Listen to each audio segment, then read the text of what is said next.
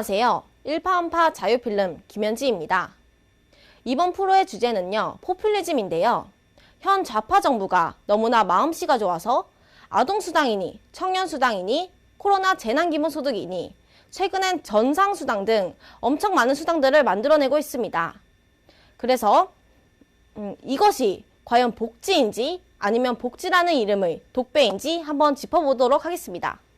오늘 함께 토론할 패널들을 소개하겠습니다. 그리고 저희가 촬영 장비가 열악해서요. 마이크가 이거 한 개밖에 없습니다. 그래서 돌아가면서 사용하도록 하겠습니다. 먼저 강동현님. 네, 안녕하세요. 그리고 김기용님. 안녕하세요. 그리고 김성훈님. 네, 안녕하세요. 먼저 포퓰리즘의 정의부터 알아보도록 하겠습니다. 포퓰리즘을 요약한 설명으로는 일반 대중의 인기에만 영합하여 목적을 달성하려는 정치 행태라고 하고요. 대중주의 또는 인기 영합주의라고 설명하고 있습니다. 포퓰리즘의 어원은 피플스 파티에서 기인했습니다. 피플스 파티는 우리말로 하면 인민당인데요. 사회주의 사상이라는 뜻입니다. 그렇군요. 저는 전에 포퓰리즘 하면 어려운 사람들을 도와주는 자선 정치 형태로 알았던 적이 있었습니다. 그래서 포퓰리즘을 좋아했었던 거죠? 네. 그러면 지금부터 포퓰리즘 정책으로 망한 나라들을 살펴보면서 지금의 대한민국을 생각해보는 시간을 가져보도록 하겠습니다.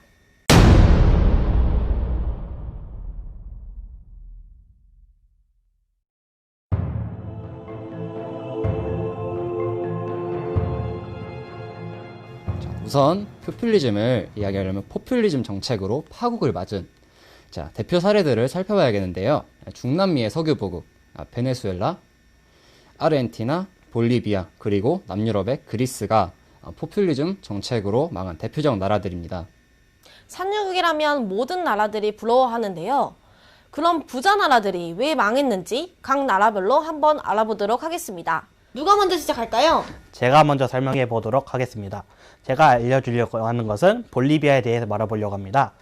볼리비아의 에보 모랄레스 대통령은 노동자와 노인의 천국을 만들겠다고 하며 만델라 대통령의 모든 사람은 평등하다라는 말을 즐겼으면서 국민들의 감성을 파고들었습니다. 주요 정책은 좌파 대통령답게 포퓰리즘이었으며 국가 재정을 이용해 표를 사는 정책을 펼쳤고 요직마다 지식층을 안고 내표가 안 되는 백인과 중산층은 적 취급을 했다고 합니다. 그거 우리나라 얘기 아닌가요? 네, 맞습니다. 모랄레스 대통령은 베네수엘라의 우고 차페스 대통령과 절친 관계라고 하는데요. 함께 포퓰리즘 정책을 펼쳤으며 그 결과 나타난 부작용도 유사합니다. 한때 재정이 넉넉했던 볼리비아 좌파 정부는 자원으로 들여들인 돈을 복지성 현금 진출로 탕진했는데요. 각종 수단을 지급하기 위한 재정을 마련하기 위해 민간 기업의 국유화도 서슴지 않았다고 합니다. 이건 우리나라에서 코로나 마스크 제조 공급을 정부가 하는 거와 비슷한 거죠? 네, 시장에 맡겨놓으면은 수요 공급이 자율로 돌아갈 텐데 정부가 관여하는 건 아마 재정이 위인 것 같습니다. 노인과 근로자들의 천국을 만들겠다는 의상을 실현시키기 위해서 모랄레스 대통령은 현금을 1인당 340달러까지 쥐어주고 빈곤층 89만 명에게 전기료를 깎아주며 최저임금을 4배로 올렸습니다. 여성 근로자가 아이를 가지면 임신 3개월째부터 최저임금 수준의 수당을 추가 지불하는 친노동 정책을 펼쳤으며 이 때문에 고용주는 가임기 여성의 고용을 기피하는 현상도 생겼다고 합니다. 포퓰리즘 얘기를 들어보니 익숙한 이야기들이 많습니다. 포퓰리즘 정책들은 아이디어들이 다 비슷한 것 같습니다. 네, 남의 거 카피하면서 돌고 도는 것 같습니다. 볼리비아의 택시기사가 한 말이 회자가 되고 있는데요. 매년 100달러가량 받고 있는데 이런 돈이 나라를 병들게 하는 건 알고 있지만 이제 이 돈이었으면 못 살 것 같다 라고 말했습니다. 지금 볼리비아 사례만 들었는데도 벌써부터 머리가 띵합니다. 택시기사가 지금 배급에 길들어졌다는 얘기인 거죠? 네, 그런 것 같습니다. 제가 베네수엘라에 대해 얘기를 할게요. 놀라지들 마세요. 베네수엘라는 원유 내장량 세계 1위 국가로 국가의 재정은 96% 이상이 원유 수출로 먹고 사는 나라였죠. 세계 최대 석유 매장량을 보유한 베네수엘라는 라틴 아메리카와 카리브해 국가 중 인간개발 지수 2위, 기하 근절이 세계적인 모범 국가이며 9년 만에 새천년 개발 목표를 달성한 나라입니다. 그리고 최대 빈곤 감소국이며 가장 사회적으로 평등한 국가, 학생 교통비 100% 무료, 무상의료와 보편적 의료 보장, 가장 활발한 참여적인 민주주의, 아동 영양 수준 세계 최고, 문맹률 0%, 노인복지 국가이며 3년 만에 160만 무상주택, 360만 명에게 무상수술을 한 우리나라와는 비교도 안 되는 복지국가였습니다. 원유 덕분에 잘 먹고 잘 살다 보니 다른 산업 기반을 발전시키지 않았습니다. 이것이 이 나라가 망한 원인 중 하나인데요. 산유국인데도 원유 정제 시설도 갖추지 않았고 그냥 뽑아서 파는 장사만 했습니다. 그러다가 2014년 배럴당 $100 이상 가던 원유 가격이 2년 뒤 2016년에 $20로 폭락했습니다. 직격탄을 맞았죠? 불과 4년 전의 일입니다. $100 이상에서 2년 만에 어떻게 $20까지 내려갈 수 있었던 거죠? 사우디아라비아의 원유 치킨 게임이 있었답니다. 그게 뭐죠? 다른 산유국들을 죽이려고 원유 값을 내리는 거라고 합니다. 이 시기에 미국의 셰일 오일사가 원유 시출을 했고 이란도 재정이 약해지자 원유 시출을 재가동했다고 하고요. 표에서 보듯이 베네수엘라는 다른 나라에 비해 재정 정책을 석유 가격이 $100 이상일 때를 기준으로 잡았기 때문에 타격이 제일 컸다 합니다. 석유 가격이 폭락할 거에 대한 대비가 전혀 없었고요. 석유가 항상 펑펑 나오니 걱정 안 했던 거였죠.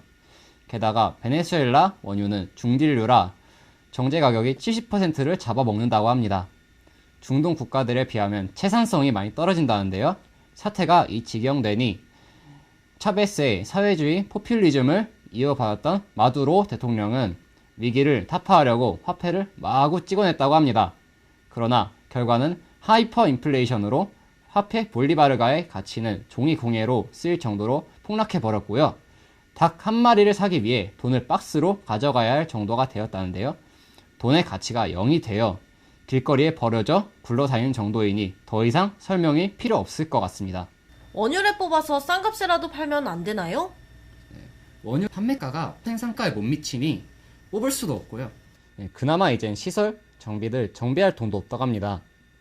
마트엔 팔 물건도 없고요. 먹을 게 없어서 인근 콜롬비아, 스페인 등지에서 몸을 팔아 가족 생계를 돕는 여성들이 는다는데요. 그 중엔 교사, 의사들도 있다고 합니다. 네, 이 나라는 자원이 있으니 언젠간 재기하여 일어나겠지만요. 한동안은 고통 속에 신음을 해야 될 것 같습니다. 퍼준다고 좌파 정수 덜컥 지지했다가 호되게 그 값을 치르는 겁니다. 보충해서 사람이 먼저다 구호 얘기를 드릴게요. 저도 자료 찾다가 발견한 건데요. 사람이 먼저다 슬로건이 문재인 대통령 것이 아니고 베네수엘라 차베스 대통령 거였더라고요.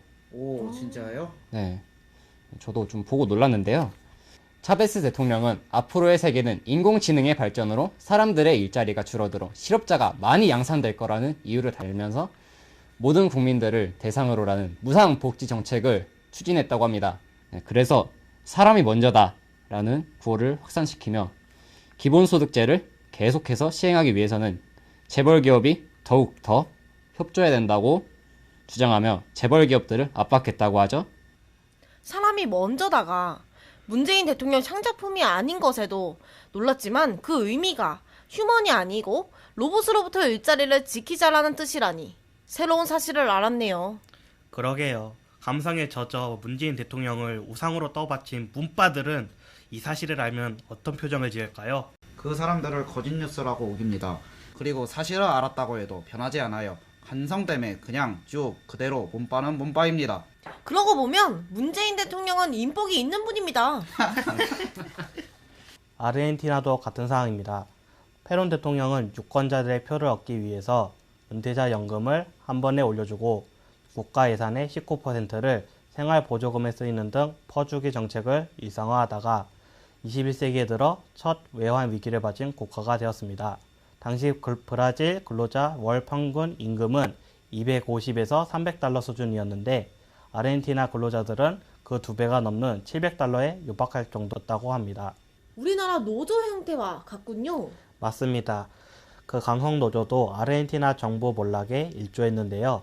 1999년 취임한 페르난도 데아로아 대통령이 재정 건전성 우선 정책을 펼치자 전국적인 파업이 벌어집니다. 결국 아르헨티나는 2001년 당시 사상 최대 규모였던 1000억 달러의 국가부도를 선언하면서 국제 금융시장에 퇴출당하고 말죠. 북한은 공무원을 근로인텔이라고 하는데 이들은 충성당원들입니다.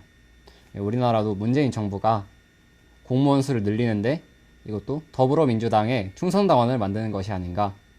얘기를 듣다 보니 불현듯 생각이 듭니다. 근데 말입니다. 왜 문재인 정부는 미국, 영국 같은 나라의 정책을 배우지 않고 망한 나라들의 정책을 따라하는 거죠? 스위스가 4년 전에 성인에게는 매월 기본소득 300만 원을 어린이 청소년에게 매월 78만 원을 지급하겠다고 국민투표에 붙였는데 76.4%의 반대로 부결됐었다는 기사 보셨습니까? 와, 정말? 스위스 국민들 수준이 대단하네요. 돈을 준다는데 거절하다니 놀랍습니다. 기후일보에 포퓰리즘에 관한 기사가 있는데요. 제목이 포퓰리즘은 모든 것을 붕괴시킨다이네요. 같이 한번 읽어보죠. 향후 5년간 9조 4천억의 세금이 들어가는 교육무상교육과 관련 법안들이 더불어민주당과 바른미래당, 정의당 주도로 지난해 9월 24일 국회교육위원회를 통과했다? 결론부터 얘기하자면 이렇게 대놓고 국민 혈세를 정권 획득의 수단으로 남용하다니 기가 막힌다.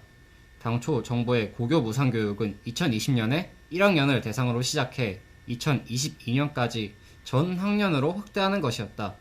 그런데 느닷없이 도입 시기를 2019년 2학기로 6개월 앞당기고 적용 순서를 3학년부터 시행하는 것으로 바꿔치기 해버렸다. 선거법 개정안이 통과될 경우 고3들이 총선에서 유권자가 되는 것을 노린 선거용 꼼수라고 할 수밖에 없다. 얼마나 급했으면 2024년 2호 예산대책은 마련조차 못했다고 한다. 네, 그러고 나서 아르헨티나를 예를 들었고요. 마무리는 다음과 같네요.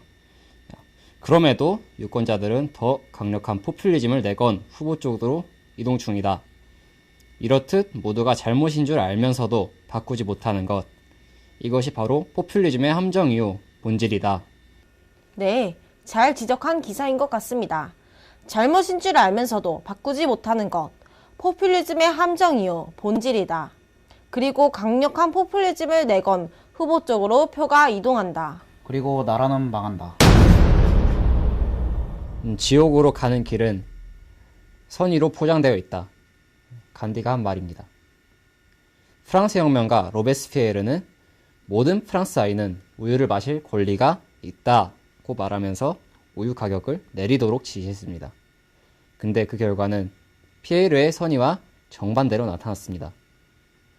농민들이 우유의 수익성이 떨어진다고 너도 나도 젖소를 팔아치우다 보니 젖소의 수가 크게 줄어들었고 우유 가격은 폭등했습니다. 다시 말해 국가가 시장을 간섭하면 안 된다는 거죠? 그렇죠. 국가가 기업과 시장을 간섭하는 건 전체주의입니다. 마스크 얘기인가요? 제2의 제3의 배급제가 또 나올 수도 있잖아요. 소설가 김규나 씨가 이렇게 말했어요. 앞으로 쌀과 빵, 고기, 야채도 요일별로 줄을 서고 신분증을 내밀어야 하는 날이 올 수도 모른다고. 복지라는 이름을 주당이 주는 쪽에서는 포퓰리즘이 아니라고 하면서 다른 이유를 달겠지만 객관적인 판단은 국민들 몫입니다.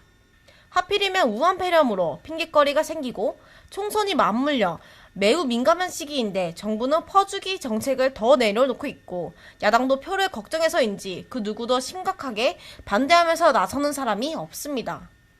오늘 저희가 문재인 정부의 수당 정책을 포퓰리즘이라고 생각하고 주제를 삼은 것은 표를 의식한 국민 뇌물이 될 수도 있기에 짚어보는 것인데 우리가 이렇게 생각하는 것은 현 정부가 사회주의 노선으로 가고 있기 때문에 더욱 그러한 것입니다.